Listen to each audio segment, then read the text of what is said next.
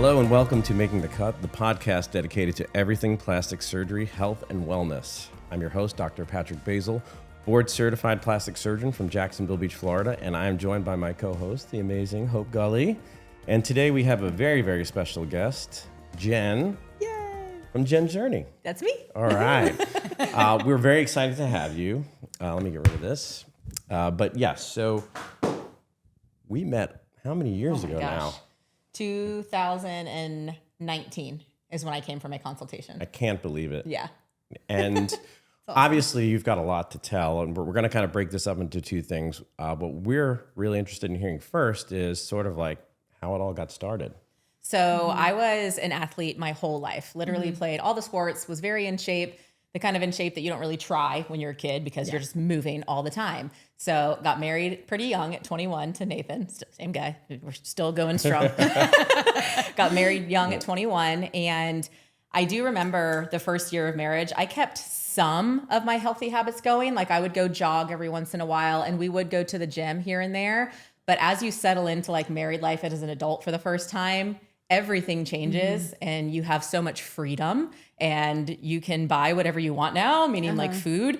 And within the first year of marriage, I probably gained maybe like 30, 35 pounds, which on a 5'4" person is a lot. Yeah. It shows up a lot different. And so I felt myself starting to get uncomfortable and I tried to do something about it, but I didn't know anything really about nutrition and health and fitness back outside of like go run from being a soccer player, like just go run eternally. So now, was he in the military at this point? He was, yeah. And he was so active he duty. was fit and doing his thing. Yes. Because I know he has his own journey too, which is really cool that you have each other. Yeah. But all right, so yeah, he was still fit doing PT and everything. And that's actually the only thing that kept me kind of physically active. He would be like, you can come to PT with me. And I was like, sure, cool. I'll try that. Yeah. I think I did it twice and I was like, I'm out.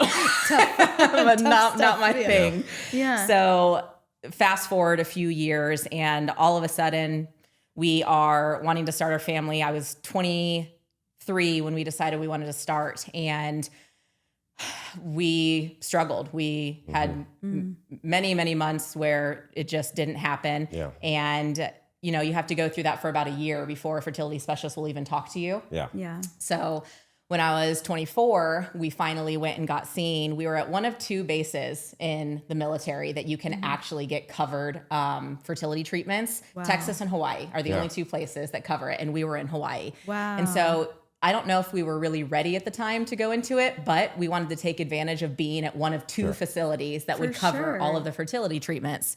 So we went in and that's how I found I had PCOS. And it was going to be almost impossible for me to have a kid without intervention. Yeah. And they were, of course, they were like, you could stand to lose some weight. I was not at my heaviest at this point. Gotcha. I was still under 200 pounds, but I was probably getting close to it. Yeah. So I did Weight Watchers, sigh. And I did lose 30 pounds on it because it's so dang restrictive and it just cuts your calories. So this is the counting the points and stuff like that. Yeah. So counting the points, all your food is points. Some food are 0 points. That's still crazy to me. That doesn't make sense. Yeah. There's calories in that food that are 0 points. Right. So We're talking like celery, right? yes, yes. Like watermelon. Yeah. And that's all fine. Like, yes, eat as much as you want, but there's still calories in it. Like, so I ended up losing 30 pounds on Weight Watchers, really quickly. And now that I look back, really unhealthily because it was so fast. It was just drastically cutting my calories. Okay. So lost 30 pounds, went through a few IUIs. That's how we got pregnant with Rory. So I call her a little test tube baby. Yay. We never got to IVF, which is awesome. But we always make the joke about when we conceived her, there were 3 women in the room with us. Nathan loves to tell that story. I'm sure he does. That's so funny. So got pregnant and of course gained weight, obviously. And a few months after having Rory, I just completely kind of fell apart mentally because you go into my one and only thing to do in life is to keep this tiny little human alive. That's all I'm focusing on, all that matters. And you just lose yourself. Yeah. And that is definitely what happened to me. Okay. So by the time she was 3 or 4, I had gotten up to 250 pounds and I'm only 5'4". Yeah. That's very very large for 5'4". And I didn't even recognize myself anymore. I had been an athlete my whole life. And when I looked in the mirror and saw what I saw, I truly had to disconnect with my own self. I was like, who is that? Gotcha. And I felt horrible all the time. Like, not only did my self-esteem was down the drain, but everything hurt. I was only 24 years old, 25 years old at this point. And I know you put pictures up all the time of that, and you could see it almost in your eyes. Empty. Yeah. Like literally. Or like sadness or something like that. Just absolute like despair. And I was sitting there one day and Rory was watching me. I was going to town on some Oreos. Those were my, you cannot control me around Oreos. Same. Yeah. I was going, I mean, They get us all. Oreo after Oreo after Oreo. It was like a family size pack. I think I got through an entire row, oh my God, of a family size pack. The thought of that now makes me want to like vomit. Yeah. And I look up and I see Rory and she's just watching me. Yeah. Kids learn from us. They study you to learn their own. And I was like, she's going to think this is okay.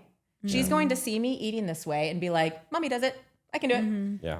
She's going to become unhealthy and it's going to be my fault. Gotcha. I can't stomach that as a mom. Kids are only unhealthy because of parents. We are the one giving the kids the food. Yeah. We are the one telling them what to drink, what to eat, and giving it to them. They don't get unhealthy on their own. Yeah. They depend on us. And Absolutely. the thought of Teaching Rory habits, being so unhealthy, if she ate the way I did, because she would definitely become unhealthy. I couldn't stomach it. And I was like, I have to stop this now. And that was it. That lit a fire under me because just the thought of me being the reason my kid is sick, and it's avoidable. I had to do something. So how old were you again at that time? I was 20. When I actually started my weight loss journey, I was 28 years old. And that was 2000. 18. And February is that 2018. the pic you put up a lot when you're in the? Yes. Yeah. February 2018. I looked in the mirror one last time and literally was like, what are you doing? Yeah. What did you let happen? This isn't you. Yeah. And that's the picture that I post all the time. And that's the one you can see in my face. I mean, it makes me emotional just thinking about it because I remember how that felt. I'll never forget those feelings ever. And I think that's what keeps me healthy now is I was going to say that's a remembering. big fuel. Yes. To like Sometimes never, you have to hit to rock never bottom. want to go Yeah. back there. Exactly. But I think it's also really good that you constantly look at that photo because I think some people get to a certain point, they don't even want to think about that. Yes. But that Yep. has to be the motivation. Yep. There are sometimes Powerful. I'm almost uncomfortable looking at those pictures from back then because of how sad I was back then course. and so disappointed in myself. It's very hard to be disappointed in yourself, knowing that you are the only person that did this. It's your fault. And that's what keeps a lot of people from even starting. They can't own up to it. They cannot own up to the Like the fact shame that in they it. did this Yeah. to themselves. It's very you hard. have to hit a rock bottom. Yes. And for some people, that'll be a health issue, a health scare, or even that time when you pass through the window and you're like, who is that? Yeah. Oh my and God, you're like, that's me. what? Yeah. So I couldn't take it anymore. So in February of 2018, I was like, that's it. I had spent months researching what diet I think would work best for me, and having PCOS, you've got to go low carb. End of story, period. It's just the best thing you can do for PCOS. Your body doesn't process insulin the way that normal people without insulin resistance do. And for me, I was at a point, I was so truly addicted to sugar, like drug level addicted to sugar. There was no portioning it. There was no just have a serving size. No, it had to be I wasn't going to stop. Yeah. Yeah. I had to cut it completely. Yeah. And that doesn't work for a lot of people. But for me, extremes was what I needed. It was cut it all out. Don't allow yourself to have it at all. And the plan was never to do it forever because you can't do that forever. Yeah. But it's what I had to do for me. And I still get so much flack for it So fast forward now, do you ever have a little sugar now? every day. Okay. Every day. All right, good. Every day. So you've learned how to do that. Yeah, All yeah. right. I didn't mean So- to fast forward too much, but like, Yeah. So was that the start of Jen's journey? Kind of. All right. When I first started documenting, because every other time for the 7 years before that, as I was gaining weight slowly, I tried all the ways, the It Works wraps, the shakes, the pills. I did all the fast and easy ways. None of them worked because there is no fast and easy Yeah, way to exactly. healthily lose weight. There's just not. No. So of shouldn't course, I tried all the fast and easy, and now I'm doing it the real way. And I cut out all sugar. And I didn't cut out all carbs, but I kept it very low, really, really low, because that was going to keep me from grabbing the Doritos, the Oreos, the cookies, all the very, very processed high carb stuff. I would have asparagus. I would have lettuce. Those have carbs. Those are healthy carbs. Yeah. So I would have that, but even those were limited to under 20 net carbs a day, which is very extreme. low. And I don't recommend to anyone anymore. Yeah.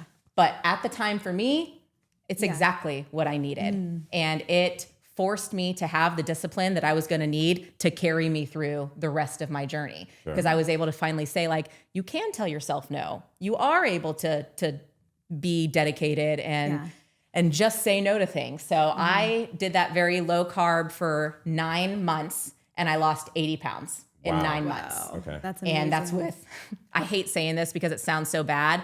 That was no exercise. I was 100% focused on my nutrition because that's where it was going wrong the most. Yeah. I knew being an athlete that I could get back into the exercise. That wasn't going to be an issue.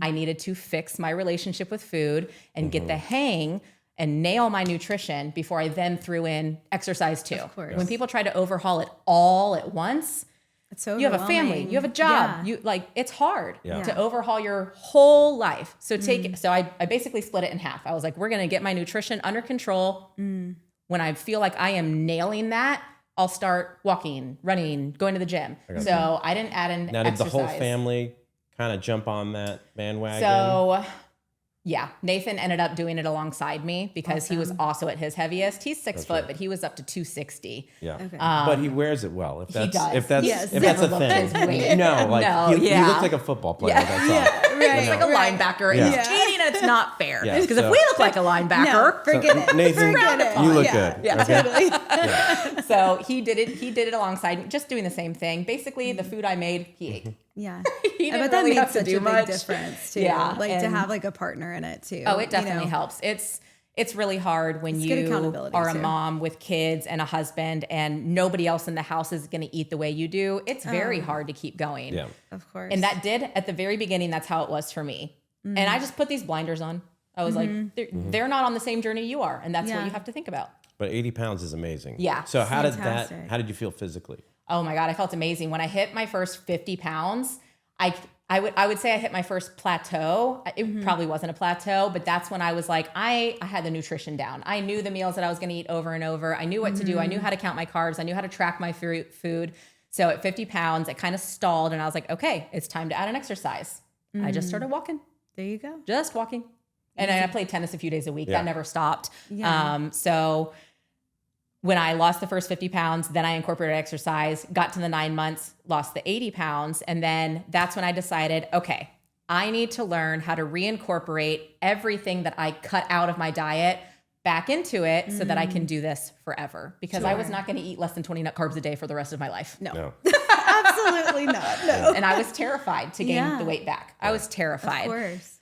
But you just kind of I had to trust myself. I had to look back and be like, you lost 80 pounds in 9 months. And at the time I didn't realize how big that was. Yeah. Where I'm at now doing what I do for a living, I'm like, damn, like that was a Right. lot It's amazing. in a very short amount of time. With just a change in diet. Yeah. And that's Right. just No exercise. Just diet. Phenomenal. No exercise. Never stepped foot in a gym in my Yeah. entire journey. So I kind of glazed over did Jen's journey start then? When I first started documenting, it was different this time. Every other time I had tried to lose weight before, I would tell the world about it. I would post a Facebook status, be like, here we go. yeah. And when I would fail, people were sitting there like, oh, well, there she goes again. She failed again. So this time I didn't say a word to anyone. Nobody knew that I was going on another journey to lose weight because I was so sick of knowing that people were sitting behind their computers like, oh, well, she failed again. Yeah. Oh, here she goes again. Yeah.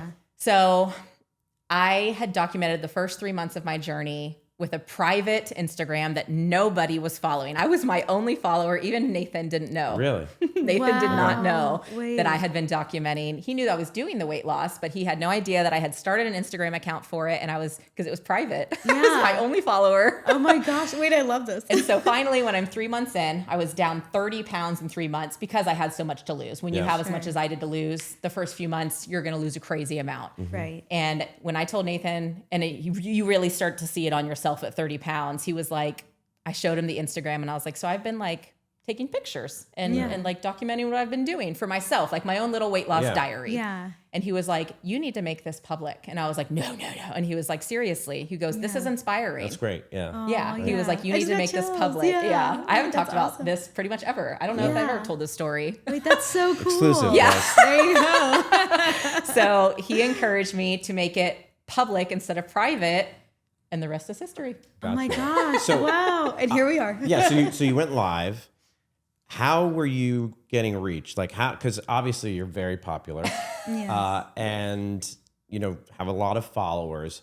But how did that ramp up? Was it just quality of what you were doing? It like truly was authentic. just Authentic. Yes. that.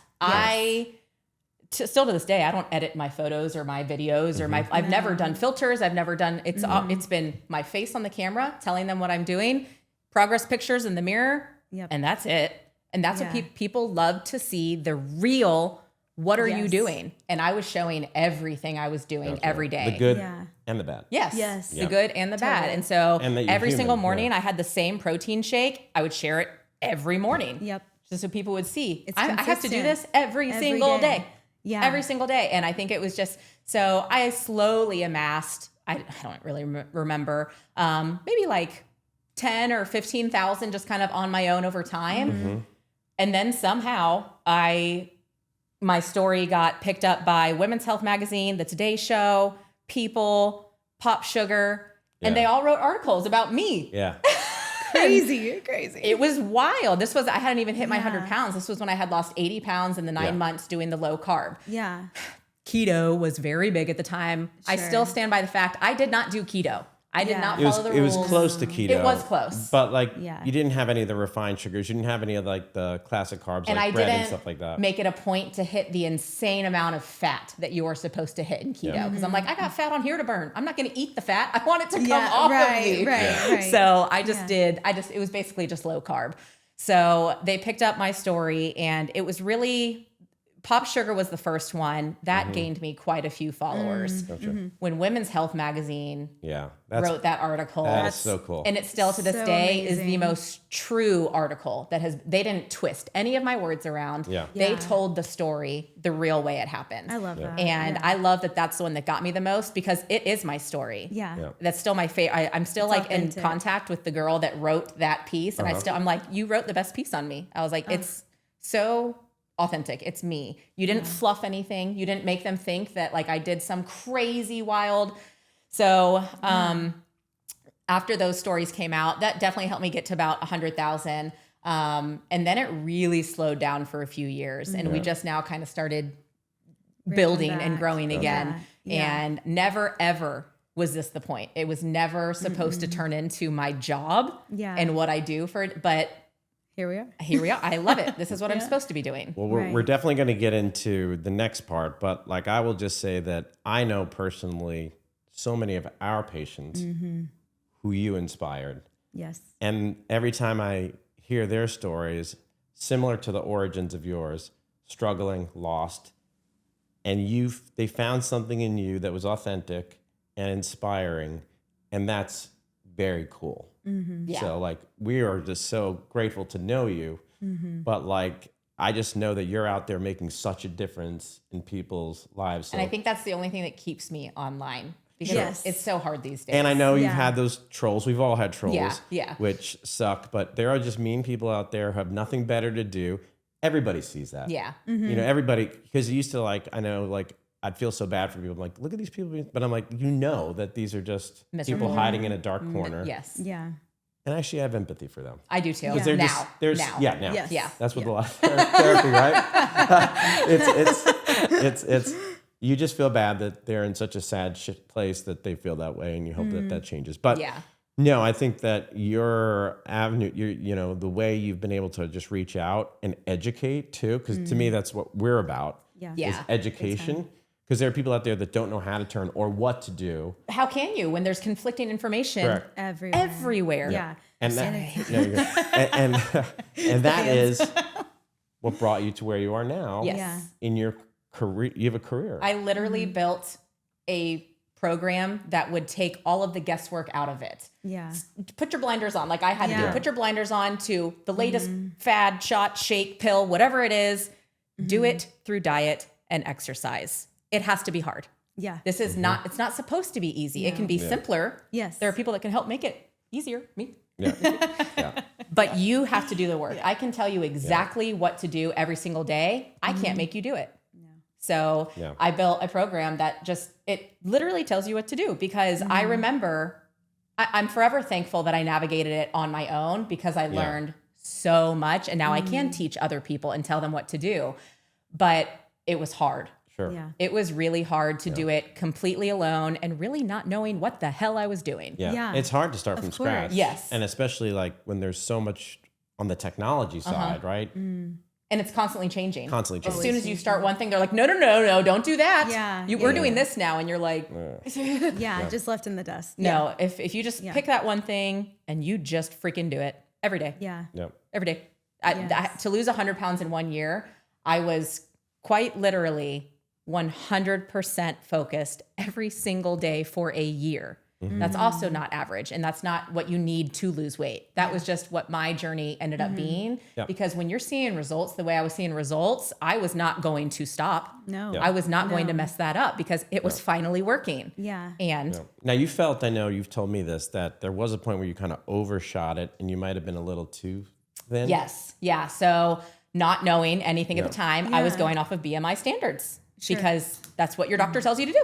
When your doctor says you have I was morbidly obese. Hearing that at 25 is absolutely like earth shattering. Hearing that you're morbidly obese, you're like, wait, what? Yeah. Like I could die from being this overweight? And he was like, yep. And I was like, Yeah. Yeah. It's crazy. Yeah. so I did do it with my doctor. He was on my side. He knew what was going in. He knew what I was doing, and he was fully behind it. He actually specializes in PCOS, and his wife has it. So he was very, like empathetic. yes, empathetic to it. And some doctors will just push you away. They're like, you need to lose weight. That's all they tell you when you have PCOS. Yeah. You got to lose weight. Yeah. Would you like to help me do that, please? Would you Yes. tell me how to do that with PCOS? It's so difficult. So I did have the guidance of him, basically just checking in every few months. And That's awesome. I did not strength train at all during. So I got my goal weight according to BMI was 140 pounds for being 5'4", my age, 140 pounds. And I did get down to that.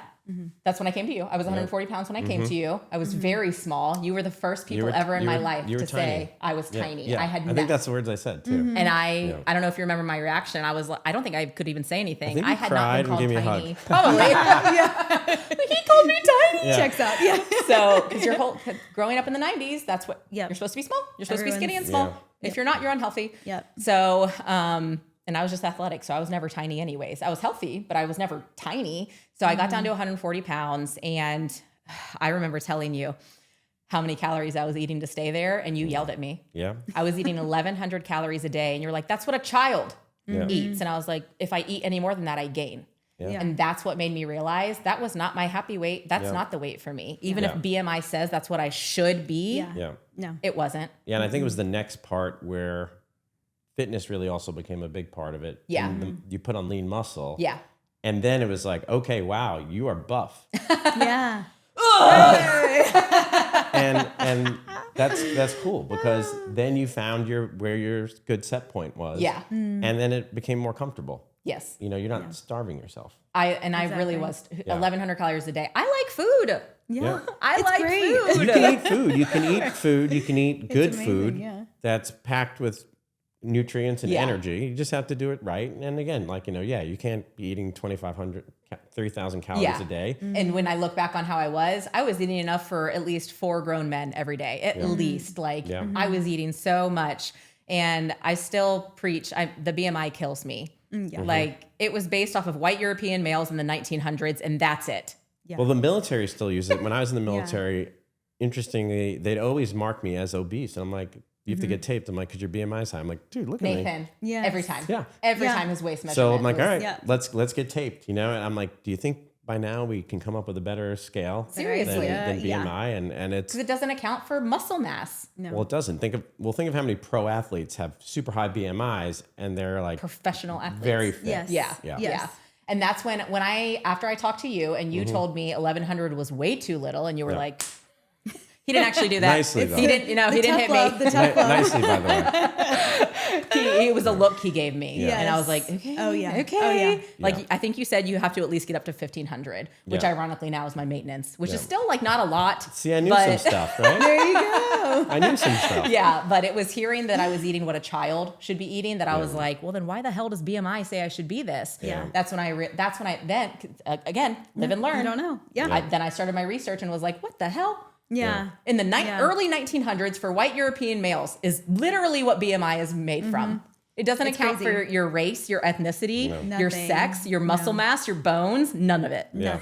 It's literally wild. Yeah. so. Yeah, why I are we think- still using that? Which is why I think Literally. now the body analysis machines that they Yes, have are super so useful because they can tell you everything from how much muscle mass you have, how much fat composition you are, and like where you should be. Yes. And it's more individualized than just on the scale of like, oh, you need to be that. And it Yes. being individualized, everybody's weight loss journey should be. You should not be yeah. doing the same exact thing that the person next to you is doing. Are you identical twins? No? Then you shouldn't be doing the same exact thing. Yeah. It has to be personalized Especially with to you. all the science out there with the genetic testing and like what kind Mm-hmm. of foods are good for you, what aren't good for you, Yeah. what Yeah. like all that that's available. You can really dive into it Yeah. and really kind of nerd out and be like, okay, there's understanding of why I am and what I do. Yeah, and everybody, when they start their journey, of course, you're uncomfortable because you're doing something that maybe you haven't ever done before or you haven't done for a long time.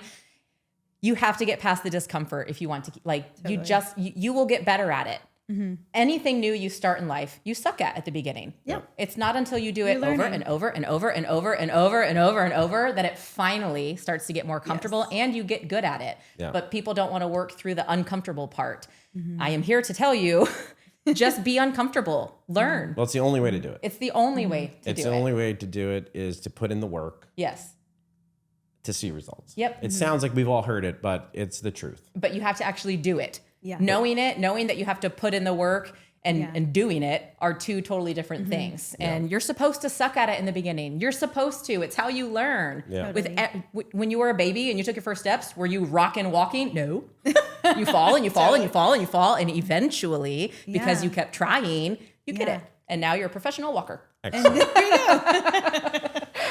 Well, that's awesome. So what we'll do now is we're going to segue into the next episode, but that will discuss how you found us. Okay. And then your journey on the body contouring side. But Okay. thank you again for sharing that story of how, Jen's journey came. I think, we all learned a lot. Yeah, And that was so cool. are super proud of you. So tune in for the next episode where we're going to dive into post-weight loss body contouring, and Jen can talk about her experience. So thank you, Hope. Thank you. Yes, thank you. As guys. always. Yes. Do we have a little question? We could do a quick I question. was literally just like panic thinking because I was like, shoot, I didn't think of a question. So I'm trying to think. It's okay if you don't have a question. No, we have 80 billion. What's your questions question? Okay, that's a great Here. Oh, one. that's a good one. Our Thank producer's you. here. Thank I was you, gonna Hope. say, thank you. So our producer wants to know if we could only eat one food for One the rest of food. our lives, aside from water, I imagine, because you need water. Yeah, we have to have water. What would that be? All right. Well, now that we've been talking about like healthy habits and stuff, mine is, I think, Panera mac and cheese. That is a solid choice. It is my favorite thing. Solid choice. It's so good. Okay, I so know. we get to pick a food that like doesn't matter. It doesn't doesn't Okay. matter. Doesn't Cheese matter. fries. Yeah. Heck Cheese fries. yeah. Cheese fries. Wow. Are they like crinkle fries? Or what kind Cheese of fries. Just anything? Okay, Doesn't so I matter. think she's thinking like old school cheese whiz fries, right? So not cheese whiz, not shredded cheese that's melted, but like the sauce. The sauce. The cheese sauce. Like ballpark sauce. I allowed myself one cheat day a week through my whole journey. Not a cheat Yeah. day, a cheat meal. One cheat meal Yeah. every day. Yeah. People are So against it. And is it cheese fries? was Okay, fries. good. Yep. Has to be. Fries are amazing. Yep, it was Oh my fries. gosh. I love fries. All right, let me think. So good. There's so many good foods. I know. Well, you're gonna hate this because it's all carbs, but pizza. Oh, that's my number 2. Yeah. Yes. So pizza, Look. all different kinds. By the way, Bronx Pizza has the best pizza here in Jacksonville. The nuts and heard bolts. that was good. It's amazing. It's Okay. deep dish Detroit pizza. They're not It's- even paying us for that. They're not even saying that. But if one happened to show up here at some point, I mean, I wouldn't turn it we down. would not turn it But away. anyway. Well, thank you again. awesome. We're Yeah. going to get to our next episode soon. And again, we love all the questions that you guys send us. That helps us get our content for the next thing and all the good feedback. So thank you, Hope. Thank you, Jen. Yes, thanks, And Dr. we'll see you B. at the next episode.